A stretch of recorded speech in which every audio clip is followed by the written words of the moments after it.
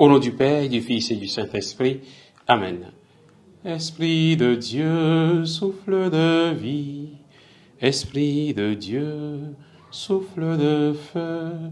Esprit de Dieu, consolateur, Dieu nous sanctifie.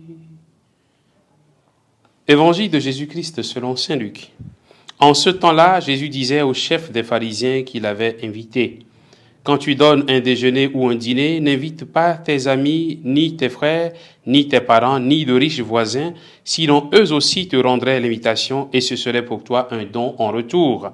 Au contraire, quand tu donnes une réception, invite des pauvres, des estropiés, des boiteux, des aveugles. Heureux seras-tu parce qu'ils n'ont rien à te donner en retour. Cela te sera rendu à la résurrection des justes. Acclamons la parole de Dieu. Louange à toi, Seigneur Jésus. Bien, chers frères et sœurs en Christ, nous sommes aujourd'hui le lundi 4 novembre.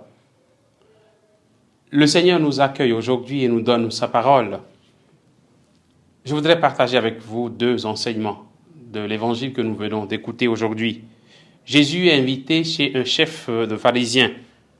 Pourtant, nous voyons souvent les pharisiens critiquer Jésus et s'opposer à lui. Ils s'opposent à ses enseignements bien souvent. Jésus ne fait pas d'eux ses ennemis, même s'il sait bien qu'ils ne sont pas d'accord très souvent avec ses enseignements. Il accepte même leur invitation à manger.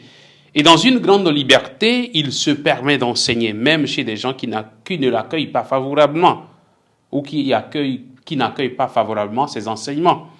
Jésus apprend à chacun de nous cette liberté intérieure qui pourra nous faire fréquenter même ceux qui ne partagent pas nos convictions religieuses et politiques ou qui ne vivent pas comme nous. Deuxième enseignement que nous pouvons garder en ce jour, c'est de ne pas attendre de retour. N'attends donc pas de retour, n'attends pas en retour. Invite des pauvres, cela te sera rendu à la résurrection des justes. Cet enseignement est bien difficile pour nous aujourd'hui. Nous voulons tellement paraître, nous voulons tellement nous faire voir, nous voulons tellement montrer aux yeux du monde le bien que nous faisons. En fait, nous voulons tellement de la reconnaissance en montrant ce que nous faisons de bien pour les autres. Nous refusons de faire du bien lorsque nous ne recevons aucune gratitude, aucun remerciement en retour. J'ai été bon envers les gens, ils n'ont pas été reconnaissants. Aujourd'hui, je ne fais plus de bien.